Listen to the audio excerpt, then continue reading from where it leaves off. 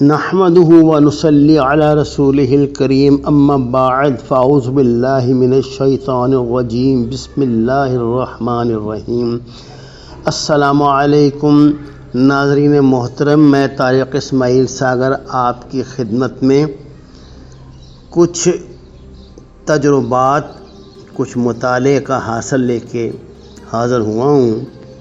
میں یہ سمجھتا ہوں کہ چین کی لداخ میں آمد، انڈیا کے ساتھ ہلکی پھلکی جھڑپیں اور پاکستان پہ جنگ کے لیے مسلسل دباؤ، اس کے ساتھ ہی بڑی تیزی سے مشرق وسطیٰ میں خصوصاً بالخصوص سعودی عرب اور اس سے ملحقہ ممالک میں بدلتی صورتحال، اسرائیل، مصر، امارات اور سعودی عرب کے باہمی تعلقات دراصل اس مستقبل کی عالمی دجالی ریاست کی طرف پیش قدمی ہے جس کا ایک مختصر خاکہ آپ کی خدمت میں عرض کر دوں کہ 70 افراد پہ منتخب ایک حکومت، جس پہ 12 افراد حکومت کرنے والوں پر حکومت کر رہے ہوں گے، اور یہ لوگ مل کے دنیا کے نظام کو چلائیں گے، جنگوں، قحط، وباؤں کے ذریعے دنیا کی آبادی کو کنٹرول کر کے ان شیطانوں کے مطابق 1 ارب نفوس تک محدود کرتی جائے گی۔ پوری دنیا کا ایک مذہب، عالمی سرکاری کلیسا اسے سمجھ لیں، ہوگا، اور ابلیسیت اور جادوگری کو ایک عالمی حکومت کا نصاب سمجھا جائے گا۔ کوئی نجی اسکول یا چرچ نہیں ہوگا۔ جو سلوک وہ مسلمانوں کے ساتھ کریں گے، یہی سلوک مسیحیوں کے ساتھ کیا جائے گا۔ ان کے بھی گرجے مسمار کر دیے جائیں گے، اور مسیحیت بھی ایک قصہ پارینہ بن کے رہ جائے گی۔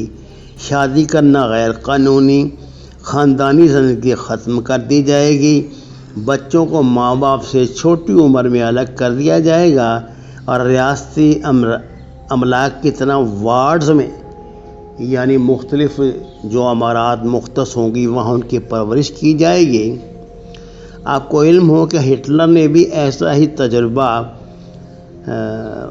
مشرقی جرمنی میں ایرک ہونیکر نے، اس کے ایک جرنیل نے کیا تھا، اور وہ ایک خاص بچے تیار ہوئے تھے جو پھر گسٹاپو میں جن کو بھیجا جا سکتا تھا۔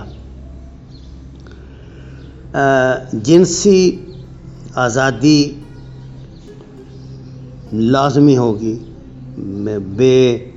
مطلب شطر بے مہار کی طرح ہوگا، اور استغفر اللہ 20 سال کی عمر تک ہر عورت کو جنسی تجربے سے گزرنا لازم ہوگا۔ اسے اسقاط حمل سکھا دیا جائے گا، اس کے لیے ضرورت ہی نہیں ہوگی۔ دنیا بھر کے جتنے بھی بینک ہیں، جن میں خصوصاً سینٹرل بینک، انٹرنیشنل سیٹلمنٹ اور ورلڈ بینک ہیں، یہ سب ایک بینک کے ماتحت کام کرنے کے مجاز ہوں گے۔ پرائیویٹ بینک غیر قانونی ہوں گے۔ بینک آف انٹرنیشنل سیٹلمنٹ یعنی BIS منظر میں غائب ہیں، اور بڑے 10 بینکوں کی تیاری میں یہ پوری دنیا کا جو بینکنگ سسٹم ہے، یہ 10 بینکوں تک محدود ہو کر رہ جائے گا۔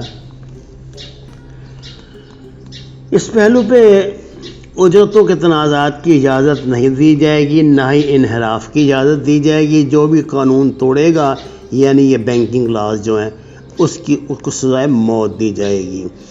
اچھا جی، ایلیٹ کلاس کے علاوہ کسی کے ہاتھوں میں نقدی یا سکے نہیں دیے جائیں گے۔ تمام لین دین جو ہے وہ کریڈٹ کارڈ، مائکرو چپ پلانٹیشن کے ذریعے، یعنی پلاسٹک کارڈز کے ذریعے ہی دنیا میں چلے گا۔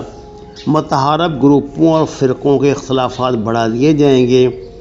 ایک دوسرے کو جنگ کروا کے ختم کروایا جائے گا۔ یہ جنگیں نیٹو اور یونائٹڈ نیشن کے مبصرین کی نظروں کے سامنے لڑنا ہوں گی۔ یہی ہتھ کنڈے وسطی اور جنوبی ایشیا میں سکھوں، پاکستانی مسلمانوں اور بھارتی ہندوؤں کے لیے استعمال ہوں گے، اور یہ تصادم ایک عالمی حکومت کے قیام سے جنم لے گا۔ اب یہ تو ہیں دشمن کے کیا، انسانیت کے دشمنوں کے عزائم۔ اس میں یہ دیکھ لیجیے کہ آلودگی، بیماری اور غربت ناقابل تصور تعداد میں اموات کا سبب بنیں گی۔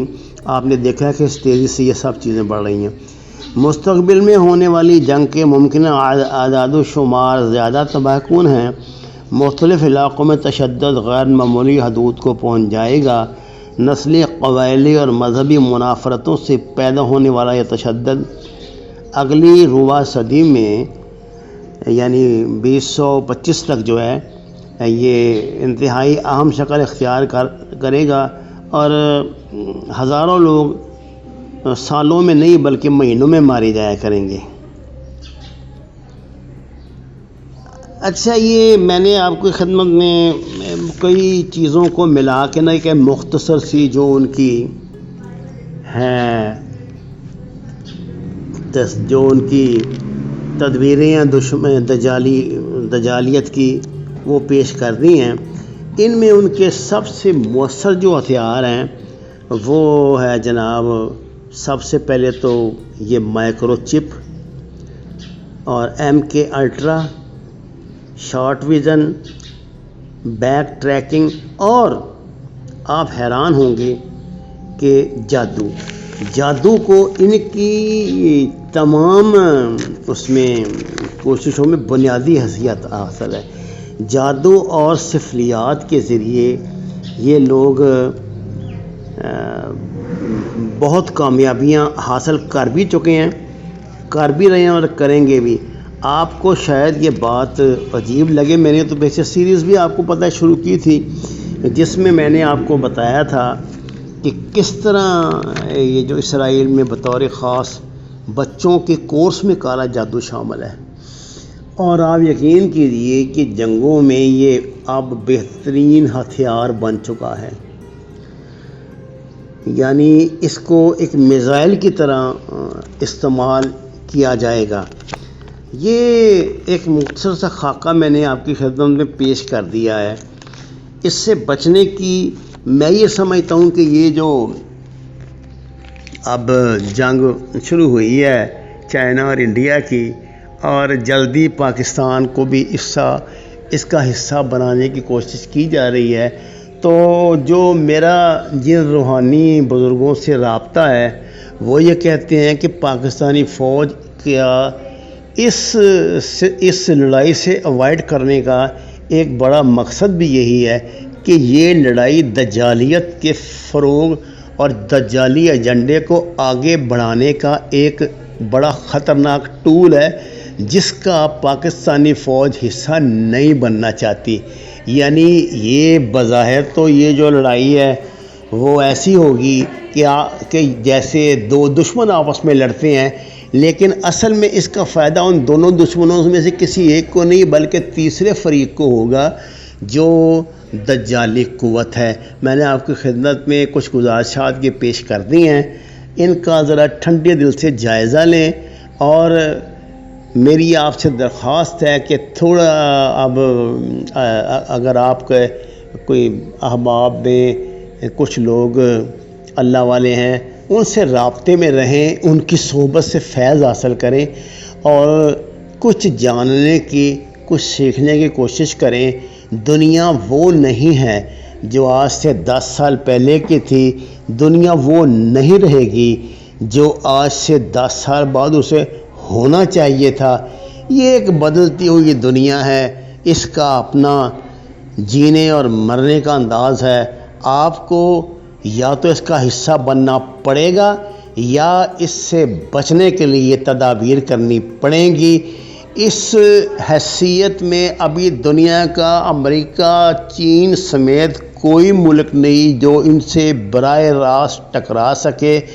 بہترین طریقہ یہی ہے کہ آپ ان کے شر سے اپنی حکمت عملی سے بچیں۔ اس سلسلے کا اگلا خطاب انشاءاللہ آپ کی خدمت میں پھر پیش کروں گا۔